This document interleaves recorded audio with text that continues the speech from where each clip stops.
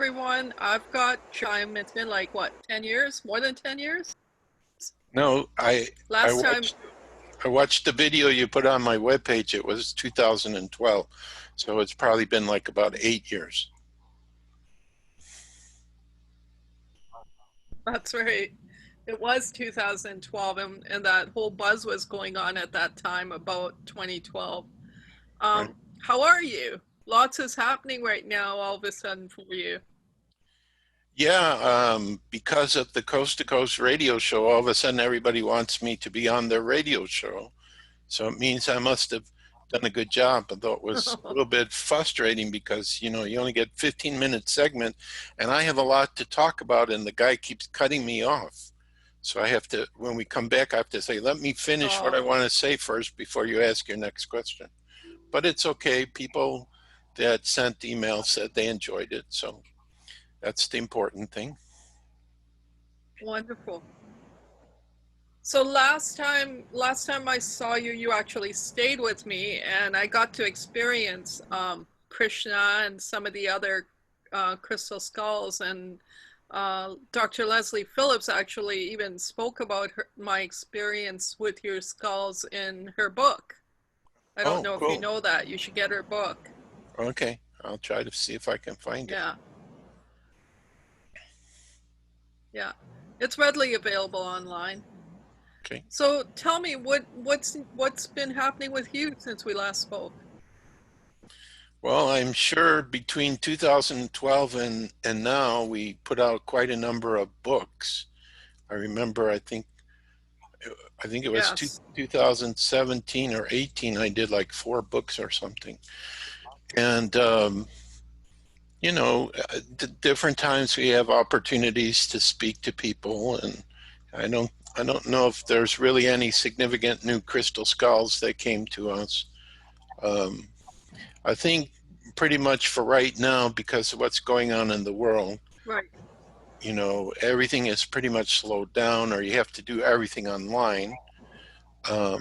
So that's what I've been doing. So occasionally I get inspired and I'll make posts on Facebook, like I just heard from a carver in China that everything is coming back to normal now from them. So I'm trying to validate that, but I shared his message,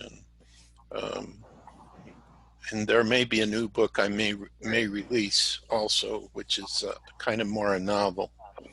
So, it's just everyday type of stuff, whatever comes up. But I think the key for right now is that the truth is starting to come out through the crazy events going on, because a lot of people are doing videos and they're talking about what's really happening behind the scenes and what the reason is for what's going on right now.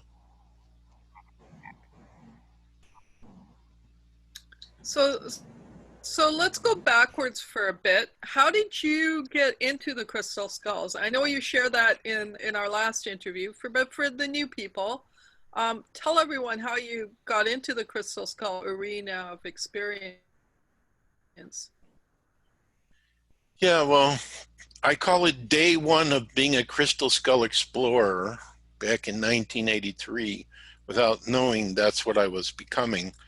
I had the opportunity to meet an amethyst crystal skull, which some people think is quite old, and it was discovered in Mexico and then eventually came to the United States through a Mayan priest who brought it to the San Francisco, San Jose area. So I just happened to know the people who were connected to that skull, and one day I went to the bookstore of one of the ladies who had the skull in her house, I believe. And the book I had written at that time was called Journeys of an Aquarian Age Networker. So I was going to see if she needed more copies. And then she pulls out a picture of this crystal skull, which was totally unexpected. And I call it my double earthquake experience, because as I'm looking at the picture, I'm vibrating and shaking inside violently, and I'm going, what is this? Why is that happening? I don't understand that. And then there was a real earthquake in California about 150 miles south of San Jose, where we were. And then the table was shaking. We were talking around with the picture on it. Yeah.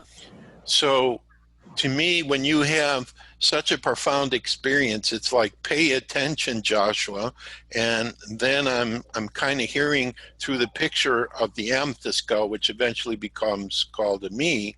It's talking to me and saying, we're returning to help humanity to create peace. Okay, so now that you know, Joshua, what are you going to do about it? So the first thing I did is I brought back a whole bunch of people to the bookstore to look at the pictures. And then the next thing I know, I get invited to actually see the skull, because the people who have it, it's a group of Hispanic businessmen who they made a deal with a Mayan priest who found, or came into possession of this crystal skull.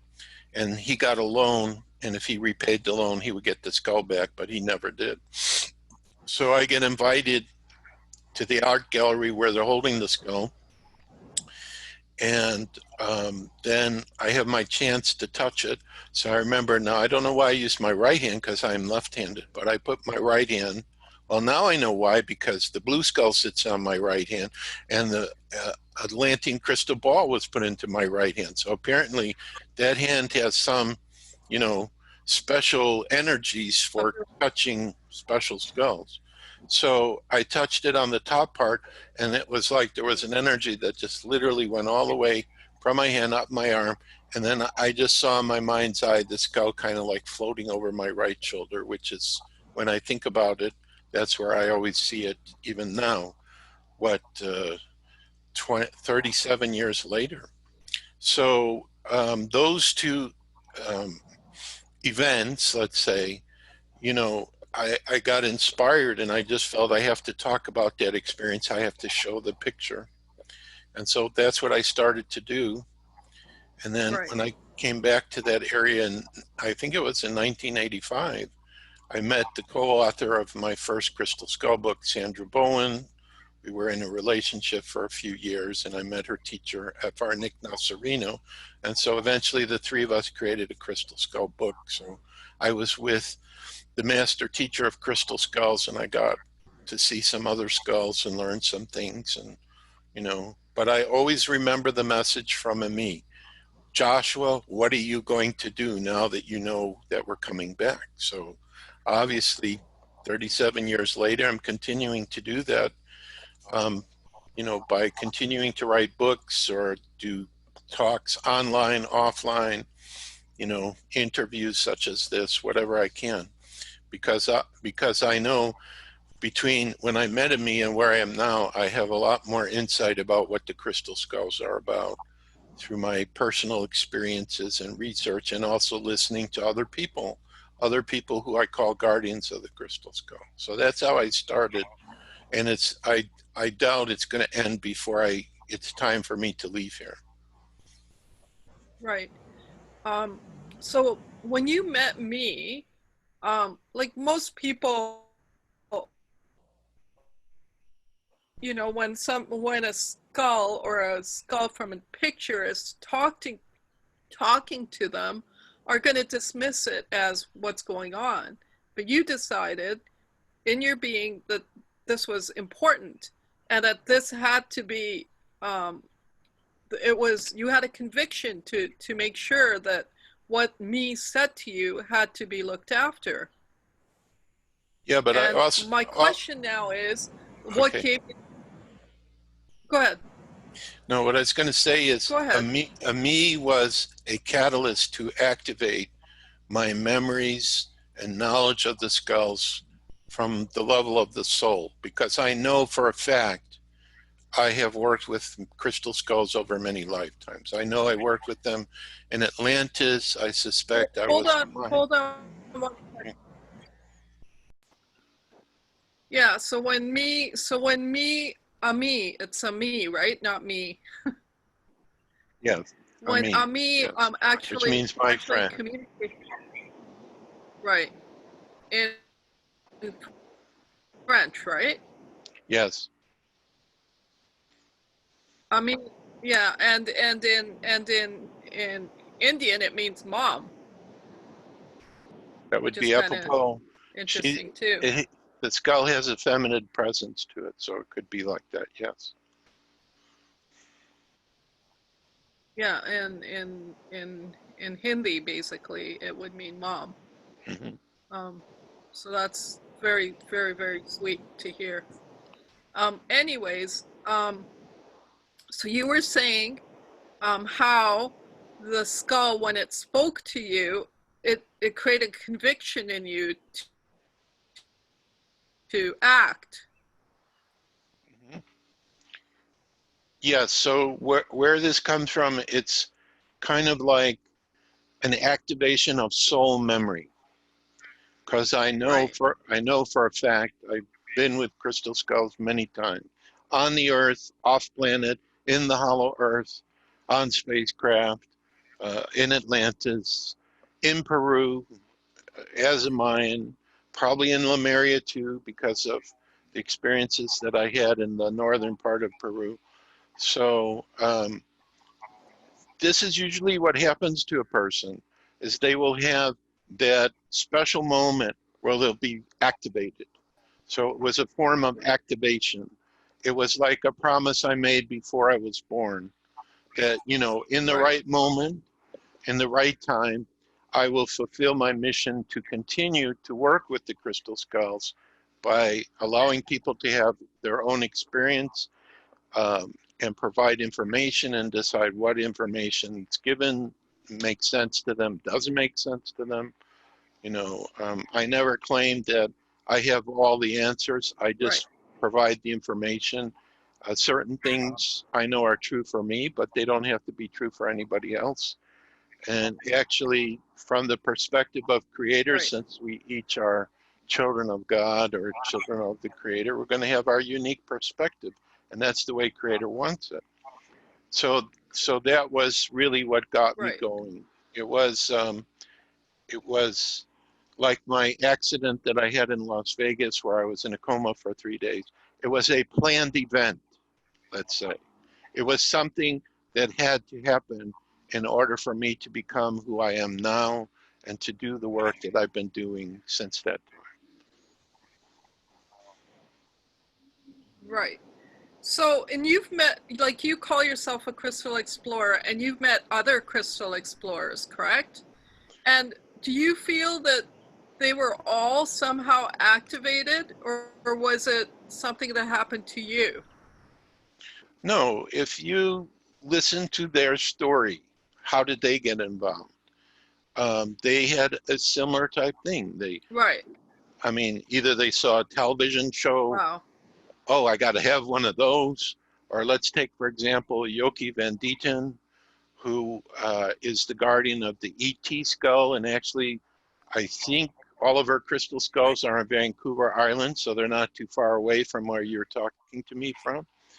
When she was, before she got Right. her first crystal skull, she was reading a book with the MitchellHedges skull in there, and her inner voice said, one day you're going to have one of those. So for each person, it's different. Other people don't call themselves explorers. They'll say they're a crystal skull guardian or teacher or researcher. I use the word Right. explorer because it's the only word I Right. could come up with to explain what am I doing? I'm traveling here, I'm going there. What am I doing? I'm exploring. And that's the natural energy for an Aries Right. like me, is to be an explorer. It works perfectly. So this is, you know, when I'm thinking, how do I describe myself? I heard, you're a crystal skull explorer. Yes, perfect. That's it. Now, there may be some people, you know, who are guardians that may say, we love what Joshua's doing. We want to be a crystal skull explorer also. So they can be, you know, Right. it's just, I just Yeah. use the term to describe myself. I don't know how to describe myself. I'm a crazy person. I don't do things the way most people do things. And I'm not afraid to let the child come out and try something crazy, because it always turns into an adventure. And I Yeah. must have adventures or I'm bored. That's Absolutely. Aries. That's the Aries energy. I've asked other Aries, do you need adventure and challenge or you're bored? Oh, absolutely. That's it. So I have to accept that's who I am. But I love it. you know, I'm the most happy when I'm doing that. So, and the same with interviews like here or lectures. It's just, you know, if you talk to Katrina, during the day he's quiet, he never talks, says nothing. But when it's my time to share information, you can't get me to stop. So it just depends what I'm doing. Right. How is Katrina? Katrina's doing well. She, I don't know how to describe it. She had some challenges, but she's doing really well right now. And um, you know, she tells me she's going to write a book. So I'm waiting to see what she's going to write. Since I always write books, you know, I understand the process. And writing a book is wonderful, but it's difficult, especially if you don't have an editor to help you and you have to edit yourself. That's the worst part. Because the way I write, what I need to say, it comes out right away, but it doesn't come out written properly. Like, for example, the book on the blue skull that I went looking for in Peru, I probably went over it 10 times when I re-edited and created a new edition. So 3 months just of editing, you know, and then I would go back again and look at it, and there were still mistakes. Right. But part of the problem I have now is I think because as you get in touch with your spiritual energies, you think faster than you can write. And when you're reading something, you're not really reading what's there. Right. You're reading what you think is there. So, but anyway, you know. In fact, the information. Right. Go ahead. In fact, the information coming through is more vast than what you're reading, right? Yes. Yes. So, and there will be people who will read your books that will read between the lines. Like, you know, if I'm in Peru and I'm trying to describe what's going on, other people are going to feel the energies of where I was when I was writing this, okay? And they'll get more information than what I can write, because I'm not a good writer at being descriptive. You know, as far as ideas and organizing and explaining things. But then, you know, I don't know how to describe, like, you know, if I look out the window, I see a tree, but a good writer would say, well, the tree is green and there's this little bird, and we'll give you all the details so you can visualize it in your mind. I'm not good at that. Because again, I'm too fast. That's too boring. Let's go on to the next exciting thing. Don't describe that. That's boring. Everybody knows what a tree is. Right. So my next question to you is, we talked about Ami a little bit, and we talked about the blue skull a little bit. And was blue skull your next adventure, basically? Well, this is a challenge with the blue crystal skull, okay? I have never met it in the physical, but there it is, right there in the etheric energy level, right above me, okay? So it's in a different dimension. So again, is this guy Joshua Shapiro insane?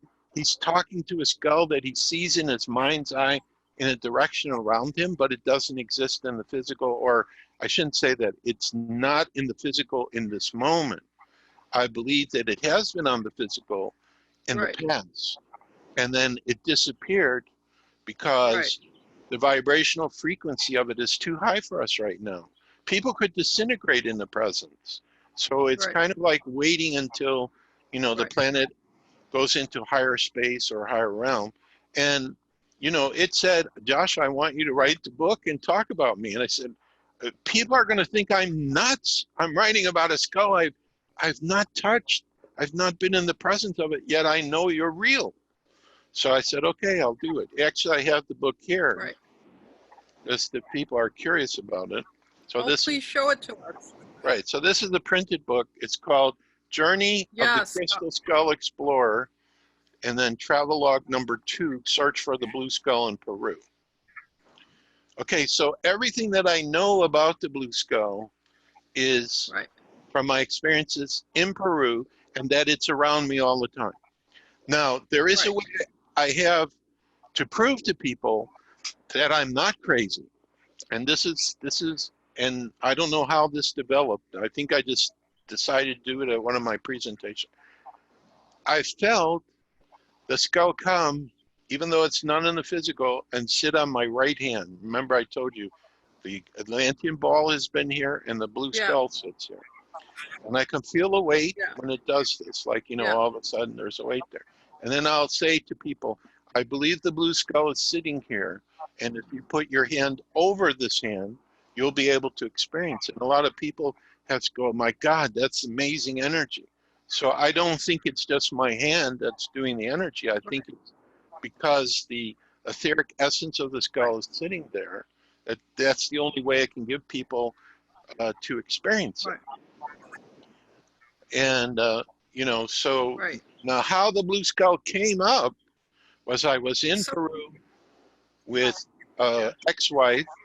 We were doing a spiritual tour. It was one American and like 50 Brazilians, and she was Brazilian.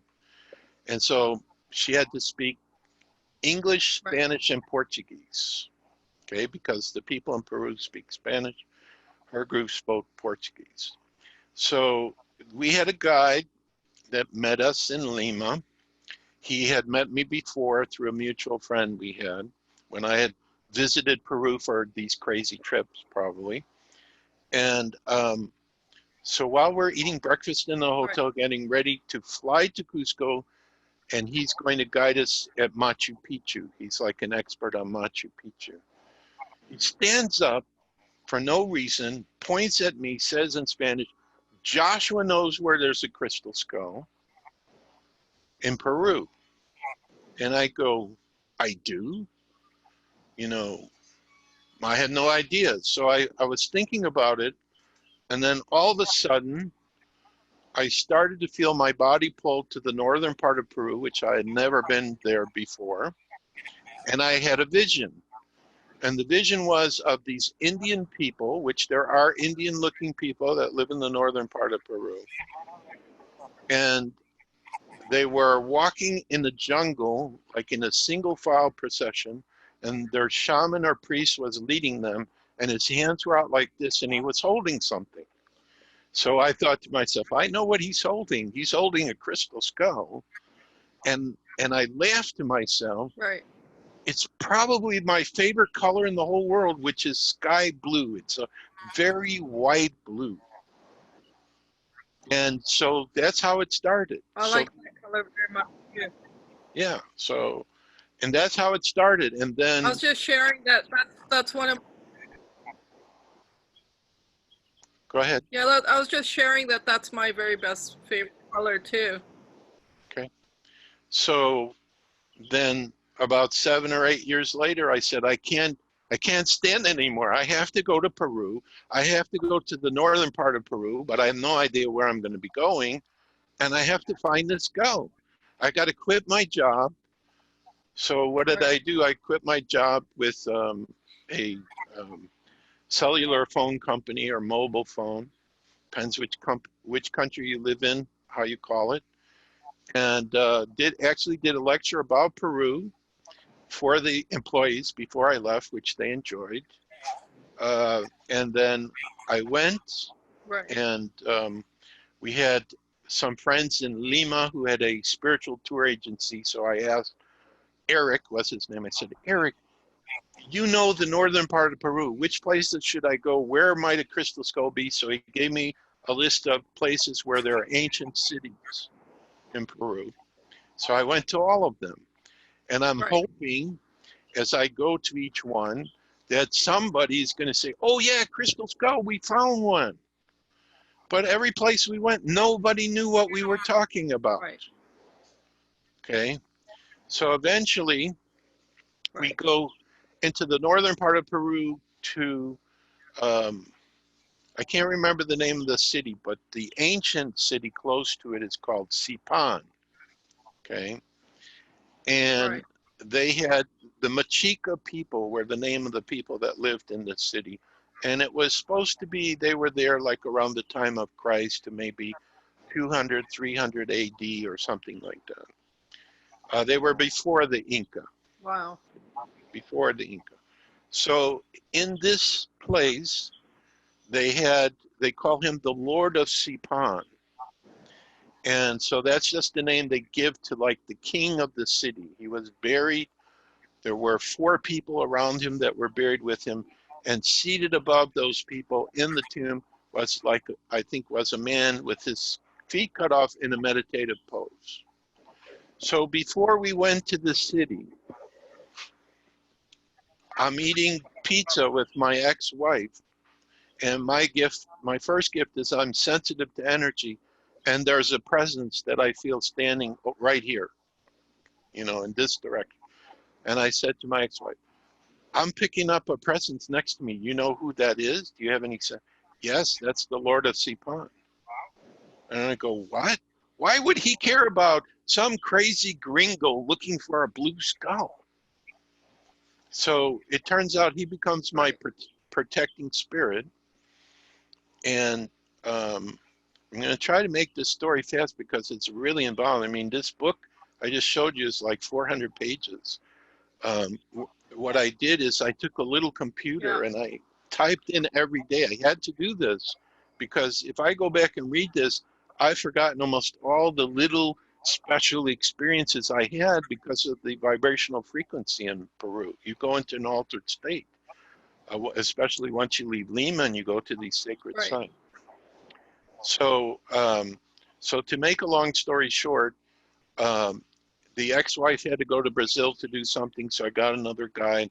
We went to the city that was close to the border with Ecuador on the coast, on the Pacific coast in Peru. And I forgot to say, when I was in Sipan, the main archaeologist there, I was showing him, hey, my hand is magnetically pulled to this part of Peru. You know what I'm trying to reach? He says, yes, there's a city in the mountains called Huancabamba. That's where your hand is being drawn toward.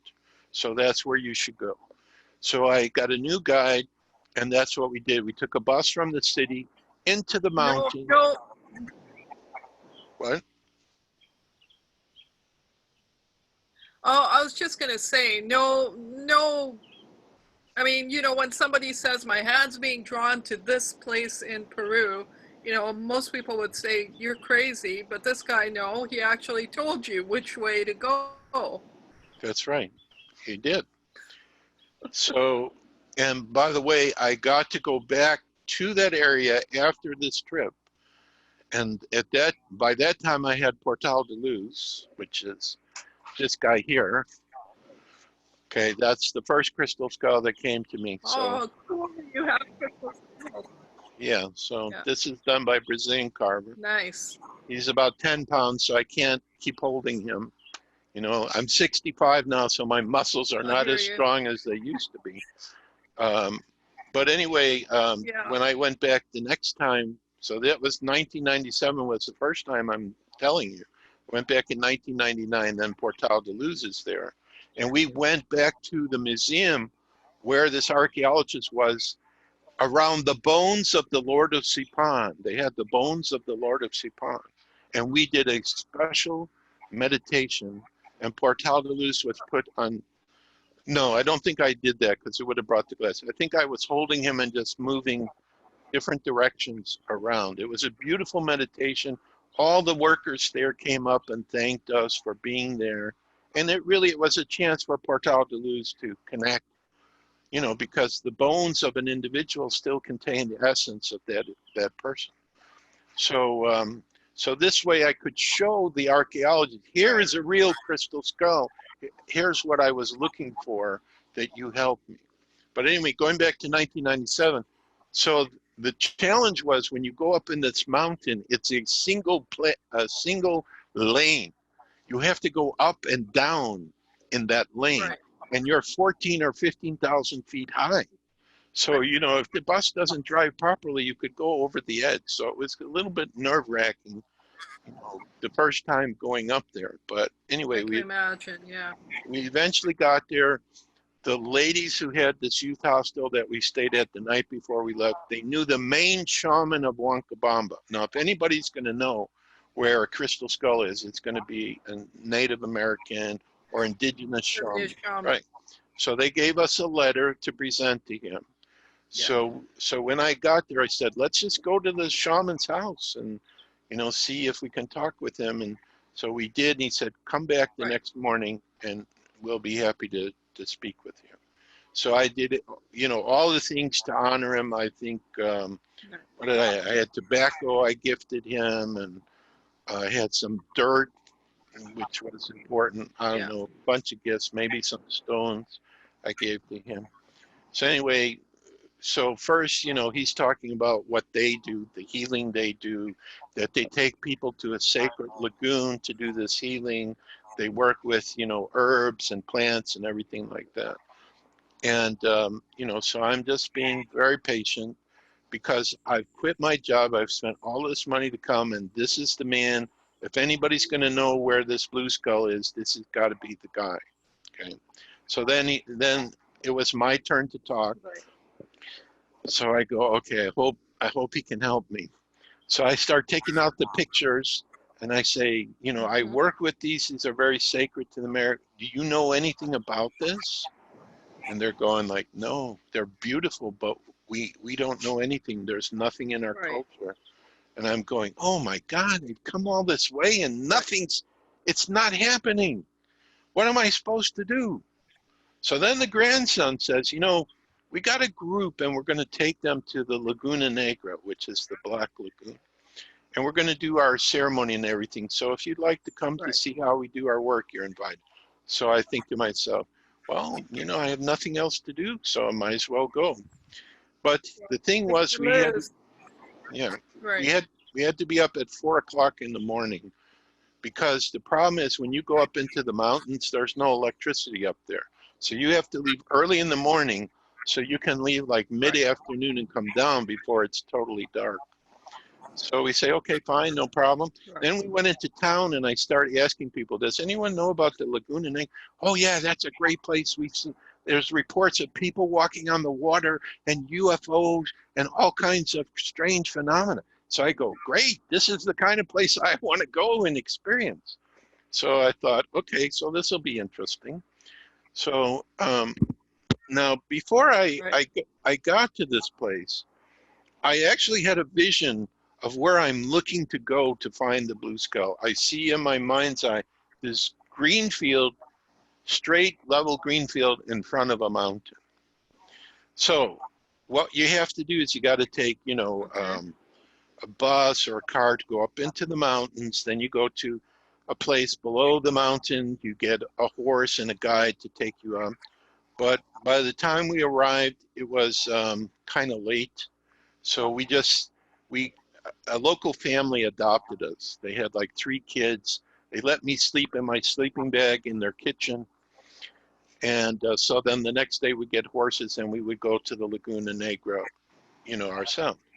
But what happens to me is, as I'm in their kitchen and I'm just looking up at the ceiling, I get a vision. I see a hole open up in the ceiling and the blue skull flies out. And I go, my God, I'm really where I'm supposed to be. This is fantastic. And then I notice there's a tall person also standing in the room, sort of like a guardian of the skull or whatever. And I can't remember if there was like any communication, or said. I think it was just feeling the energy, having the vision, and then it went back into the hole. And then in the morning when I woke up, the same thing happened. It comes through this opening in the ceiling I see, and then goes back. So I'm really excited. I think that's it. This has got to be, in your wake state now versus your sleep state. Correct. This was not a dream. I was awake and I saw it in my mind's eye. Okay. So, the next morning we go up. Wow. First, the guide is guiding me on a burro. I thought it was a horse. And but then he sees I know what I'm doing now. That's past life because I've never really ridden a horse before. But I understand what to do, and I start enjoying that experience. I'm riding a horse. So there's been several birthdays, especially I remember one when we were in the Seattle area. There are a lot of horses up there. On my birthday, I rode a horse, and it's just I love to do that. So as we're going up into the mountain, the first strange thing I see is a field of large stones, like all over the ground. And I know, I can sense intuitively, these stones did not come from the ground. So my interpretation of what I was looking at is that this used to be a building during the time of Lemuria, and when Lemuria sank and the Andes Mountains rose, it destroyed the building. So I don't know if I'm right about that, but that was my sensing, that I was seeing stones left from a building from long ago. But did you know about Lemuria at the time and its history and all that? Most people, may know about Atlantis, but Lemuria is foreign to them. So how did Oh, your knowledge of Lemuria come about? I don't know. I think I read a book or something like that. I was very Another, familiar. I was very knowledgeable that this area of Peru I was in was part of Lemuria. I already knew that before I went. And I could wow. feel the energy. What I think happened in this area is when Lemuria existed, it was part of the continent. And when it sank and the Andes Mountains rose, the Atlanteans came Yeah. into this area later. Okay, so they both visited because on another trip to Peru after this one, I was in a different part of Peru. I had a vision of coming from Atlantis to Peru on spacecraft and bringing sacred artifacts with me. So I think that both cultures Right. had, were involved in this area. And they would be because there are strong energies here. So it's going to draw those people to go and Right. set up something special. So I'm going to try to make a long story short. So once we came up to the lagoon, there was the flat green field in front of the lagoon and the mountain was behind it. And the other thing that cinched it was I saw a skull face on the mountain. Now, my problem was I was told when you find the place you're supposed to go, this was the message I got, you need to spend 3 days there. But we didn't bring any camping gear. We weren't prepared that this was the place I was supposed to go. So I had to go all the way back down, make an arrangement, and then come back up again. But I didn't care. I was so excited. And I even, don't tell anybody this, please, but the guide said, this is a sacred lagoon. You should go into the water, like kind of naked or whatever. I think I did that, to follow their custom, because that's the way that they heal people in this sacred lagoon. You're saying not to tell anybody this, but you're on it. Oh, yeah, well, okay. If you watch this video, Right now. don't tell anybody I did this. Because all the guides turned around so I could do this. They didn't look at me. So, but this is part of being an explorer. You got to be ready for anything that could come up.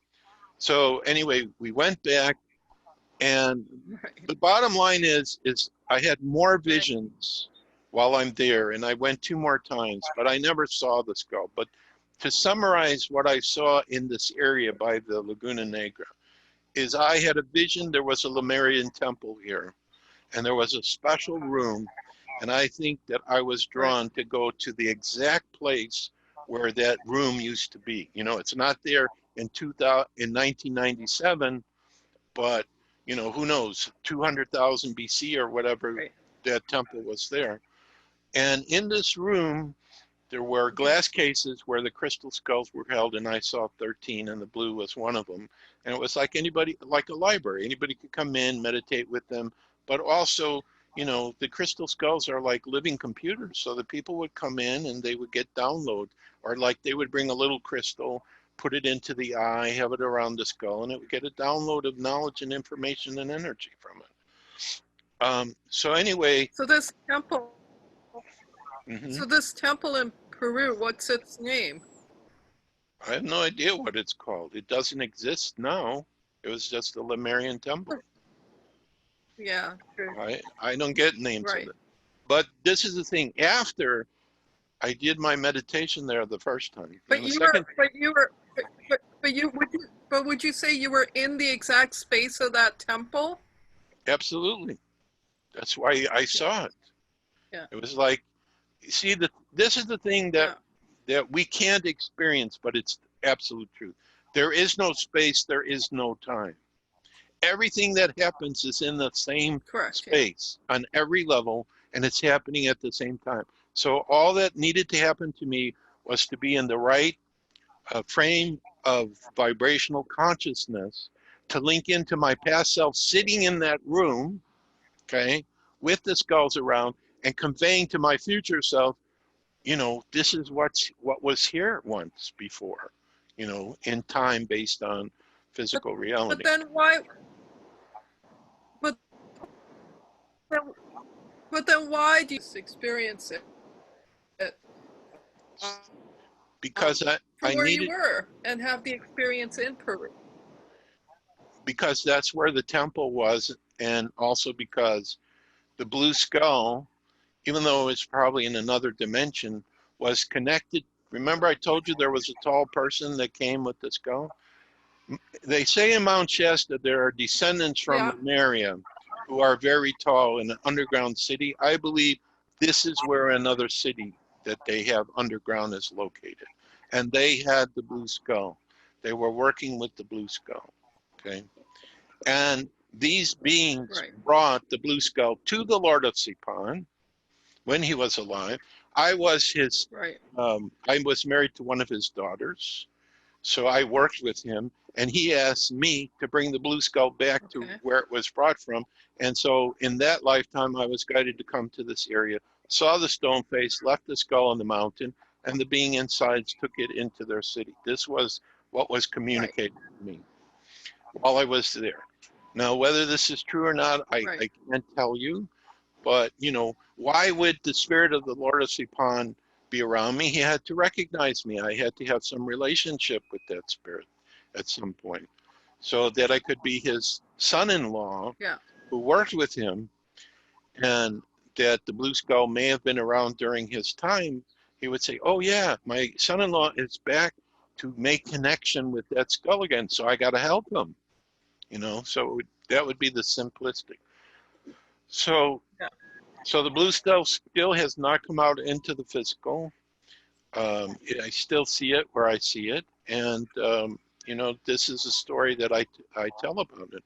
It may never, for all you know.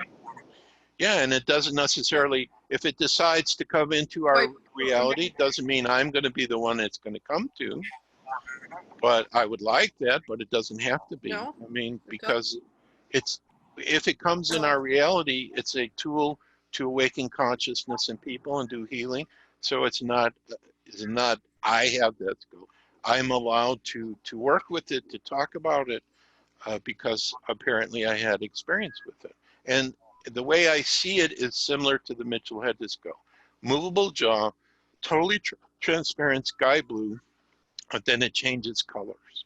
So it goes into different shades of blue depending upon what it's doing. Right. So that's the way I experienced it. When you had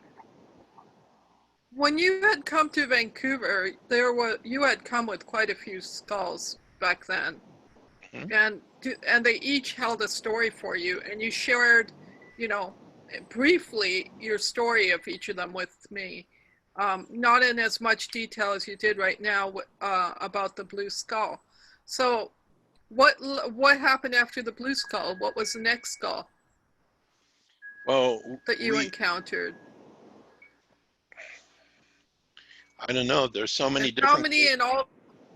Go ahead. Did you encounter? I can't give you a number. Thousands. No, that's it. I mean, there's just too many because I've been to conferences where there's several hundred skulls. So, you know, it's not about the number of skulls. There are a lot of skulls that are out there. It's about the ones that you have affinity for, which either, you know, are your own, you're the guardian of them, or you get a chance to meet them in the physical. Right. Well, the one thing is after I meet a lot of these skulls, I have contact with them, you know, telepathically. I don't need to be in their presence to experience them. Oh, Portal's saying he wants one story shared right now. Can we go into it? It's with the MitchellHedges skull. Sure. Okay, so I think it was 2007. Hi, Portal.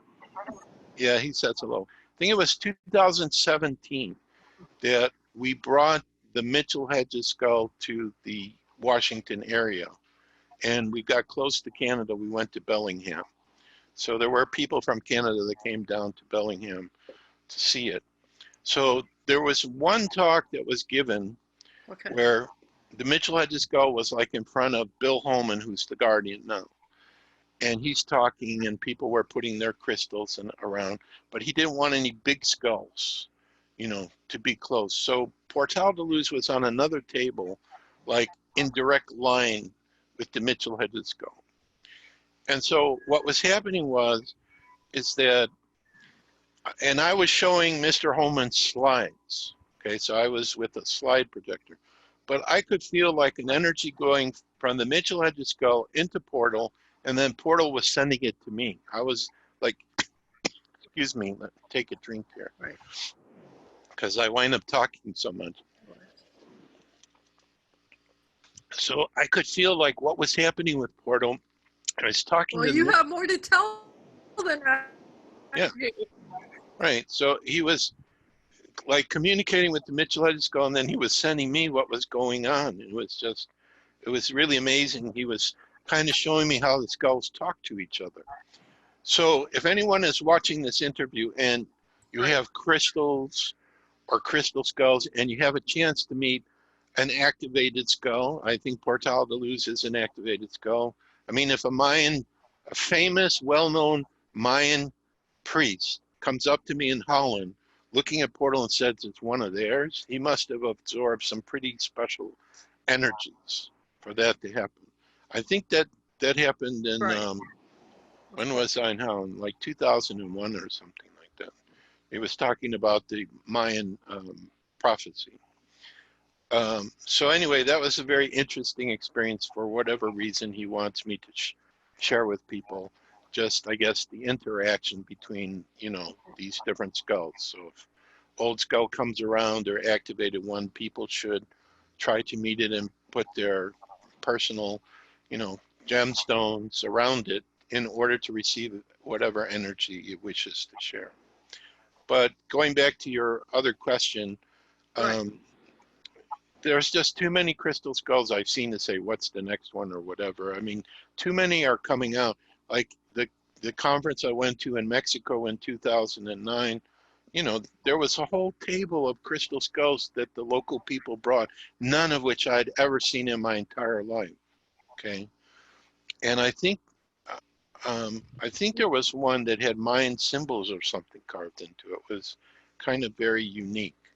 So, you know, it's either a person gets their own personal skull, which we can help people with. I have some friends actually that don't live too far from you that have every type of crystal skull you can imagine. Right. So if anyone sees this interview, I don't know, because they're timing it on the radio interviews, and a video interview can last for a long time, but you could check in with me at the end, give you my email address. Yeah. If I have this special 10% discount, that maybe we can get them. Or or the other thing is, again, how can I say this? I don't want people to know, but I do want people to know. I'm working with carvers in China to make skulls like Ami, because Ami is in prison. She's with somebody bought the skull and you can't see it, but this is a way for her to share her energy. So the problem was, of course, China got shut down by the coronavirus, but now, as I said, I think I said this before, somebody contacted me and China's opening up now. So if we have access to our carvers in China, it's very possible before the end of the year that this type of skull may be available. So I'm excited about that. So let's I mean, when you came to Vancouver, there was quite a few skulls that you shared with me, and there was a rose quartz one, and of course there was Krishna, which I had my experience with, which I actually slept with that night and had some profound, crazy experiences just by sleeping with it that one night. So let's talk about Krishna. How did you meet Krishna, and what's the story behind Krishna? Okay. If it's okay for me to ask you that right now. No, it is. I wrote about Krishna in the Blue Skull book, actually. I think I added him in there. Or the Crystal Skull ebook. I don't know. Somewhere I added Krishna. Okay, so while we were living in Seattle, Washington, we met a trans spiritual medium. And trans spiritual medium is able to have objects apported through their body. So we became friends, and he told us that he was going to meet this couple, and two crystal skulls, two new skulls were going to come up. And actually, when we came to see you, both of those skulls were with us, I believe. Or, yeah, both of them were. Yeah. So, and that was the only time they that were both with you. right, and that was the only time we were allowed to share that one of them, because it didn't belong to us, it belonged to him. Yeah. Okay, but just to focus on Krishna, so he got a message, he said, from the Crystal Skull Council in Spirit, that we had to come to one of his seances. So I said, okay, fine, and I don't think I've had a lot of experience with seances. I've had more experience meeting a medium and talking with them one-on-one. Okay, so which is like talking to a person, except the person you're speaking with, or the consciousness, is not from the earth and starts talking about all kinds of stuff. So, but again, for an explorer Aries, that's the perfect experience to have, just to keep me on my toes. So Michael was his name. I can't remember his last name. And so we went, and, the spirit spoke through him, and he had a curtain around him, and he allowed us to put our crystal skulls around the curtain. Okay, so they were outside, and hopefully they were helping with the energy of the session. Then, of course, everything was dark. And then at the end, after he finished, the communication from Spirit, and Krishna was one of the spirits that spoke through him. Right. Then, all of a sudden, they put a towel underneath his jaw, and boom, boom, boom, 40 objects come out of his mouth. Okay, so other mediums who do apportations or objects coming through them, they've had this, and people would say, oh no, he must have swallowed all those objects. That's crazy. There's no way somebody could swallow. And all of a sudden at the end of what they're doing, they all come out at once. Because there was another time, and I talked to people who were there, 1,000 objects came out. But in this case, it was about 40. So it was like jewelry, gemstones, and a little crystal skull came out. Now what's really funny and a little bit embarrassing is I remember prior to this, I was in the bathroom. And, in the bathroom, you relax, or you're going to get visions. And while I'm there, I just saw Michael have a crystal skull come through him like that. And I didn't tell anyone. I said, I'm thinking, this is going to happen. It's wishful thinking. But then it really did happen. So I kind of saw the future. Now, the skull that came out, Krishna, is a fire opal, and it's a monkey-shaped skull. But the thing is about Krishna is that I'm not sure about. Was it teleported by these spirit beings from some other location and then was, brought to where we were near Seattle? Or did they create it through the power of their mind and project it through Michael? I don't know which it is. Okay. But anyway, when Krishna came out, he was hot. He was vibrating. I mean, I could tell some process in his creation or bringing him here that wasn't normal, wasn't bound. And those frequencies of energies come down, after a period of time of being with us. But it was such an amazing energy. I passed Krishna around to everybody there so they could experience it. So this would be an example of what's called an apported crystal skull, which means it's seemingly coming from nowhere, okay? And it just appears. Now, some apports, like I know there's this group in England that I visited, their apportations, they were sitting around the table with crystals on it, they would just fall to the table from the sky. from the air, just fall on their table. So, Right. so airports come in many different ways. So it's a crystal skull seemingly coming from nowhere that was meant to come to us. So that's how we got Krishna. Right. Yeah, and if you guys want to know about my experience with Krishna, then you should read Dr. Leslie Phillips' new work, and it's available on the Hub as well. So you can contact myself or Dr. Leslie Phillips, and she can provide you that story. Exactly. We'll have an interview with her, a more recent one, fairly soon too. So, but yeah, my experience with Krishna was quite amazing, and I was quite skeptical when you handed me Krishna to sleep with, and I'm like, wow, what a night that was. And when you were there, we had the pleasure of seeing quite a few skulls that you had with you, and that was just amazing. And I don't know how many skulls you still have with you. I think we have about 30, but there are other Do you people who have still more.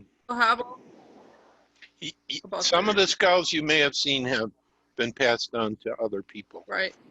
Not that many, maybe 2 or 3, but Right. all of them, all the rest of them are with us. And I don't think we've really gotten too many new skulls recently.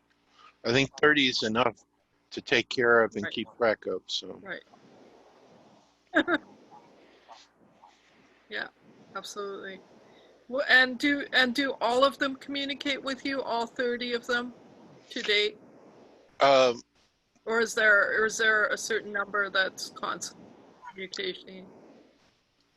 I think what it is that there isn't a reason to have a communication with some of them based on whatever I'm focusing on or the work that I'm doing, because I know the essence of their energy. Right. There are certain ones that will talk to me, like this guy over here. He's constantly talking. I have to tell him, Portal, shut up. I'm Right. being asked questions. Let me focus on the question. You know, I can't say everything you want to say. Um, Rosalita, which Right. is the rose Yeah. quartz skull that we brought, which has a movable jaw, she's very quiet. I very rarely Yeah. hear her. A rose quartz one. I Yeah. just feel love, and joy and happiness with her, and that's good enough. So, because each one has their own personality and their own purpose, and some I probably never even communicated with at all, and that's fine, I'm not because I'm not really a big I'm not re- I'm not Go ahead. now I'm finished. Go ahead, finish, Joe. No, I that was was just gonna say I'm not really a big fan of skulls, and many people aren't, of skull imagery and things like that, right? And so when I chose Krishna because he was the smallest and the cutest to hang on to that night. And after the experience I had with Krishna, I want to experience all of them because, I mean, we didn't have enough time for me to do that, but um, everyone, I think, should experience a skull in their life at least once. Choose the one that draws you the most closest to it, or that you're intuitively drawn to, mhm. and experience it. Just experience it. Have one in your possession, and experience it, because wow, I couldn't believe what happened to me that night. So Right, right, and that's and what I tell. Joshua's stories will tell us. I was going to say, and that's why I recommend people. Joshua's stories will tell us. Yeah, there's a delay here. You go ahead. Yeah. Yeah, I was just going to say that, and Joshua Skulls and his stories tell us quite profound details of what's possible by having a relationship with a skull, right? I mean, Joshua, it appears, was chosen um, by spirit, God, whatever you want to say. I mean, some people talk about how God talks to them, and Jesus talks to them, the prophet talks to them. Well, Joshua is somebody that a crystal skull actually communicated with and is here now to be able to tell us his stories about it as he's being drawn to do so. And so, you know, everyone can have their own experience with a crystal skull if they only are open to the possibility, because it's magical. Right. And I just wanted to share that, Joshua. okay, thank you. The other thing that I've come to understand with the skulls is, who am I talking to? I'm speaking to an intelligence that is Right. working through the skull and animating it, but making it like a person. So it's easier, you know, it's comfortable to communicate. Oh, I'm Right. speaking to Portal. It's a person. Okay, he's a young adult now, Right. is what I say, Right. in his evolution. So, and other crystal skull guardians tell me the same. They get a name, and they feel like they're talking to, you know, a person. So the people who are afraid of the skull shape, because Right. with this shape has been connected death and doom and evil things. How can that be? We all have a bone skull inside of ourselves, and it's the shape of that bone skull which allows us to receive cosmic knowledge and information. Just like in a pyramid, you go a third of the way down and it rejuvenates metal. It's the shape. Whoever were the spirit beings that decided, okay, we're gonna, you know, create humanity in this form, they designed the skull this way, not only to protect our brain, but also because its shape is conducive to receiving this knowledge and information. And and that's what I feel with the skulls. They're able to absorb this different frequencies of energy, knowledge, information. And then depending upon which spiritual gift you have, apparently for me, they use telepathy because I hear them talk to me in my thinking voice, whereas Katrina may hear a voice outside. And that's how she hears them. So everybody, it could be Right. different. But for me, it's my thinking voice. Right. So for example, Portaldo is sitting here.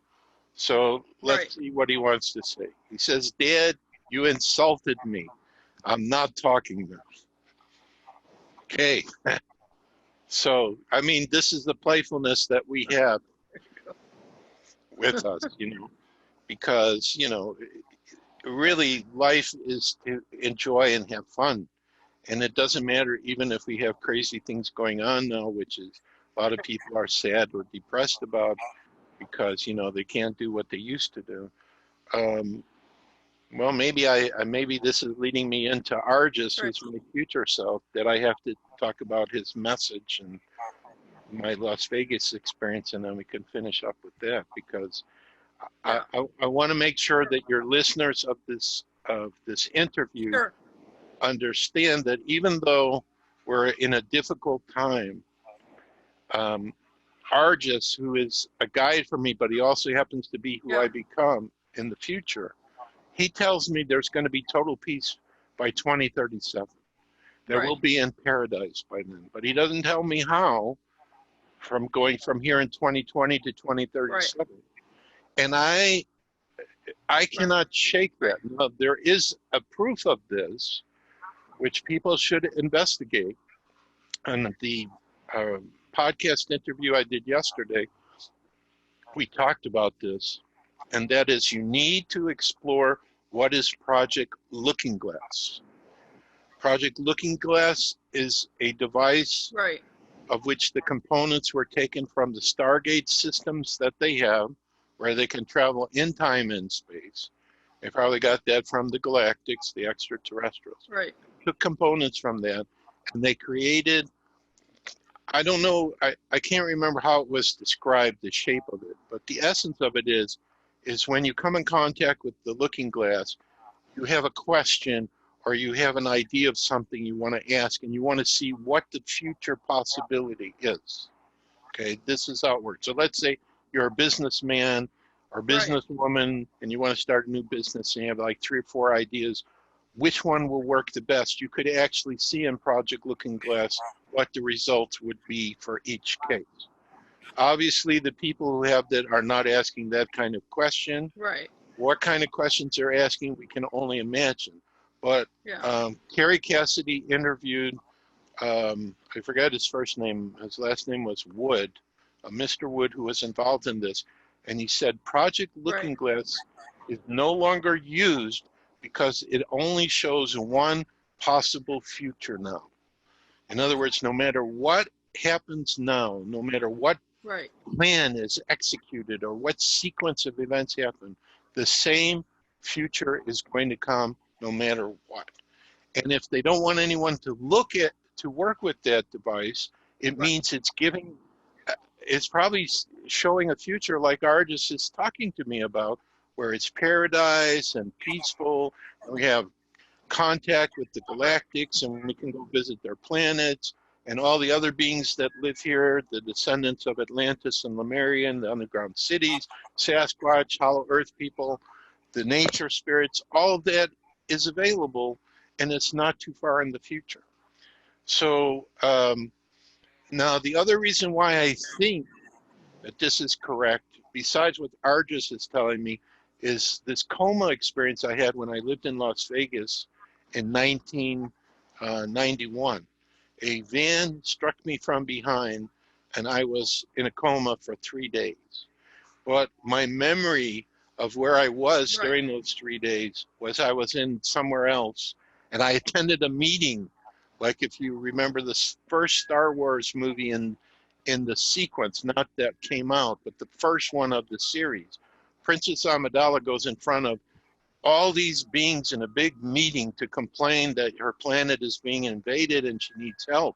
Well, that's kind of what I remember. I remember being in a room with all these beings. They're looking at the earth, and I have been brought there, not in my physical body, I guess in my light body, to give opinions. And I think there were others like that too. Others that were in physical body were brought, of how humanity would respond if they tried this or that, because they love us, they want to help us, but they have to be careful. Like if extraterrestrials just showed up, even though we have all these movies and books and TV series about extraterrestrials and everything, I still think if something showed up, people might still be a little bit afraid and frightened because it's not part of their everyday life. So they have to be really, really careful. But Right. I think I saw the pandemic. Right. They showed this to me when I was there, that it was going to come up. And so out of my mouth, when I'm talking to this friend in Australia, I believe, after it had started happening, I said, this is going to blow up on them. It's going to fail. It's not going to work. So the thing to understand is, Right. for people who are watching this, and we know what they want to do. They want to take away all our freedom. They want to implant some kind of device inside so they can track us. They want to change the money system, what is it called, for the virus, where they put the needle into the vaccine. None of this is probably good. Now I have Vaccine. now I have no whistleblowers I know. I'm just watching videos, but I think when I was there in this other dimension, they showed this to me. Yeah. So I just have this sensing, like, all of this is fake, it's false, it's not true. Well, peace is on its way. Of course it is. And Right. peace is always here. We just have to shine our awareness in the direction of peace, right? And back to Project Looking Glass and Project Camelot and Carrie. Is there somewhere you could share with everyone where they can watch or learn about Project Looking Glass? Yes. Carrie Cassidy, and is it on Project Camelot? Yes, it is. Or is she doing it on her own now? I'm not totally sure. Okay. So this is what I did. Fair enough. This is what I did. Argus sent me a message about the future when I was in Brazil in 1996 or 1997. I took his message and I put it in my story called Crystal Skull Chronicles, which I've never really released. Only a small group of people have read it because we had an online membership. And so we offered this book as part of the membership. So I'm thinking to release that book as an ebook. but so far I haven't gotten the energy to do it yet. But anyway, Argus' message that I received Well, came. I'm hoping you. And so the reason I'm mentioning this is that ebook that I created, I put the link to the interview with Mr. Wood in there so you can watch the entire interview about Project Looking Glass. Now, there was one other important thing that he mentioned Right. in the interview, and that was there will be an event that will be the catalyst that brings the positive future. So what does the crazy Aries guy do? He puts into the ebook 6 possibilities what that event could be, allowing my imagination to run wild. So again, it could come from when I had my coma experience that I'm actually putting in there the scenarios they were talking about at that meeting. Okay. So that ebook, when I heard that I was going to be on Coast to Coast, that ebook came through me in like 2 days. And I heard you must have it ready before you go on the show so I can offer it. So to the listeners of this interview, not only do I offer that free ebook, I have one about that we could be in a computer simulation, and I have my free Crystal Skull ebook. So the easiest way to find us is you can come to the practitioner page I have on the hub. Our email address is there, our website address is there. If you go on our website, you can look on the shop menu and see what other books we have that I've written that are available that you might be interested in. Or I'm doing a special offer with the Metaphysical Hub for the last 4 books I've written, the ebook version. We're going to give them to you at a special price that you can receive them all together. So that's not totally up yet, but it's coming. So you may want to look on my page, Joshua Shapiro page, and eventually there'll be a link for that and how you can order that and so on. But there's also a page on the website that, you know, talks about what each of those books are about. So, so that's the way I can help people with Project Looking Glass. You can go to the blog. Yeah. So just get the ebooks, or right now. You can also go on the blog page on the hub. Oh, you put it on the article that I wrote? Yeah. Okay. So there's an article also on the hub. I put it on the blog page. Yeah. Okay. So somehow, some way. I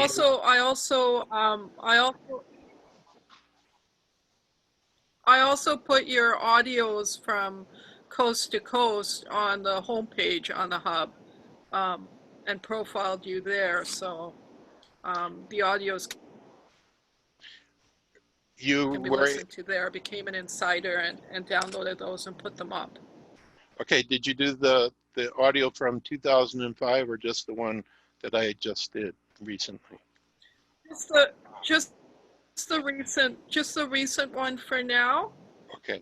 As it's the most recent, and then I'll put the previous one on your practitioner page. Just haven't got to it yet. But I thought since we're doing this interview, certainly your current one should be up. Okay, great. All right, because people were. Well, thank you, Joshua. Thank you so much for joining me for this interview.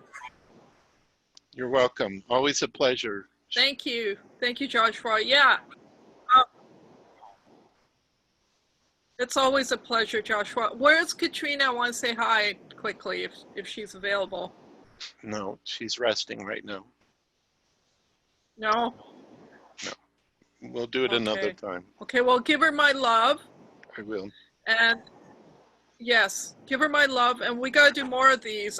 There's far more Crystal Skull stories that you told me when you visited with me that I want everyone to know about too. So maybe we can do a follow-up to this interview so you can talk about the other ones as well. Sure, anytime. All right, Joshua, thank you. Is there anything you want to share that, you know, I haven't really asked that many questions because your stories were so profound and exciting. Is there anything you want to share that you know you want to include in this interview that we haven't talked about before we go? Yes. I have some profound sayings that have come to me over the years that I think would be of benefit for the listener. So I just like to share a couple of them. So the first one that I think is important Sure. is this idea. When you are spontaneous is when Creator has the greatest opportunity to express him, herself through you in the physical. So it's when we're spontaneous, that's when we're linking in to the higher aspect of ourselves. Right. Because you're not really thinking about anything. An energy is moving you. So it's like, you know, Right. there's a song I have, Crystal Skull theme song. When I play that, if I totally let go and let the energy take me over, I hear from people that say, I was very moved by the music or the words or whatever. And my singing voice isn't the best, but I try to totally let go so the extra energy I can try to sing, you know, in a good way. The next one that I would share, and this was you're gonna have to just a sec, Joshua. I would love it if you would share that song with us to put on the hub. Okay, it is on YouTube, so I'll send you the link so you can share it with people. It was recorded here in Atlanta. Okay. Okay, so I'll share that link. That would be my pleasure. Okay, so one other thing. Okay, excellent. One other saying I would say was a question we all ask is, why am I here? What's my relationship to the universe? You know, why would Creator be delighted to have me as part of his or her creation? Because Creator, in my mind, if I can imagine what Creator would be like, would be infinite intelligence that can imagine every conceivable reality. So why would Creator be delighted to have someone like each of us, you know? So I asked this question inside and I heard the answer. It said, for your experiences. That was it, for your experiences.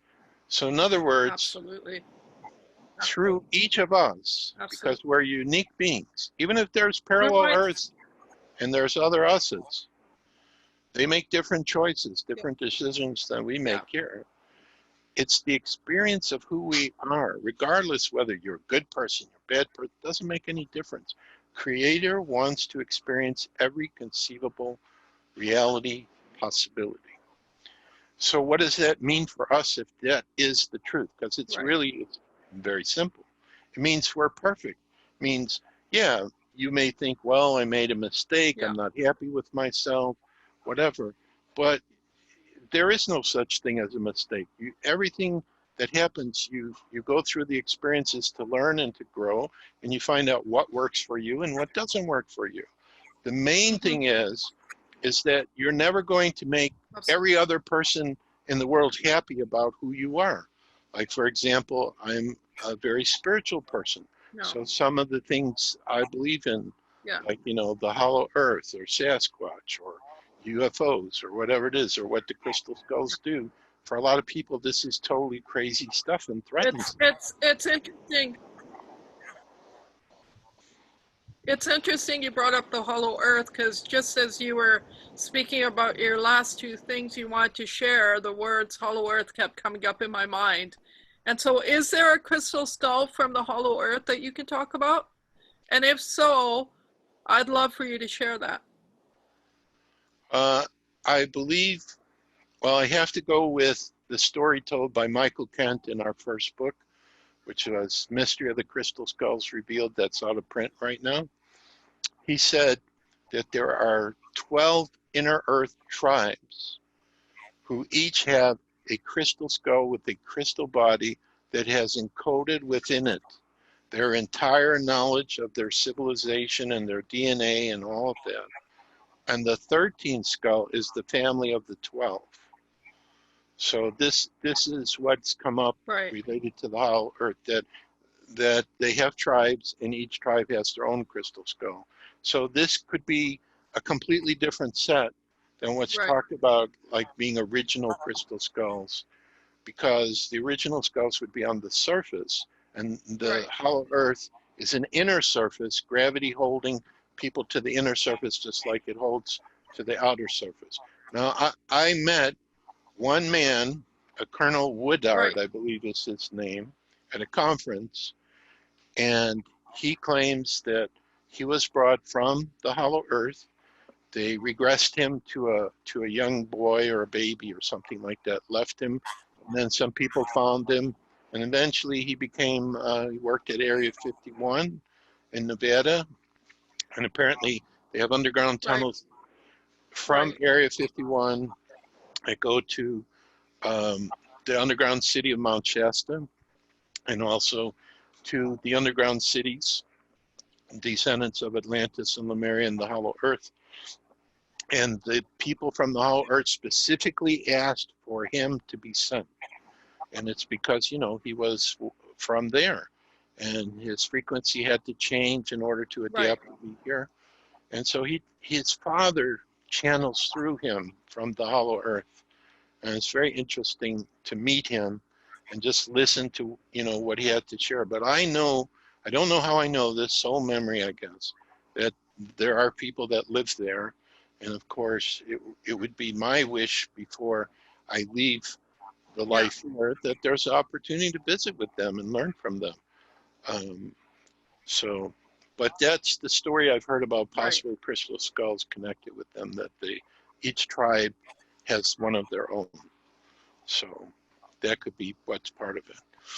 So those I've would be two key I've things. had visions, and I've had visions. The two things you wanted to share. I've had visions of the Hollow Earth too, and they may very likely have been at the time when you were visiting, but I couldn't tell you at this time. And thank God Dr. Leslie wrote my story in her book, because even that in my mind gets faded and faded as time passes by. So it's really good that we have these means of recording all our stories. Thank you, Joshua. Thanks again. I could talk to you forever. I have a million other Okay. questions that I want to ask you, but I guess we'll do it in a follow-up interview.